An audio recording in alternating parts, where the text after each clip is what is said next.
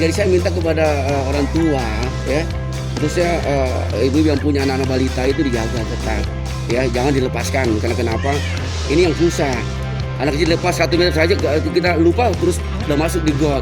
Nah ini kami mau ibu-ibu yang punya anak, tolong dijaga ketat, diperketat anaknya. Jangan sampai terjadi sesuatu yang tidak kita inginkan bersama. Seperti itu.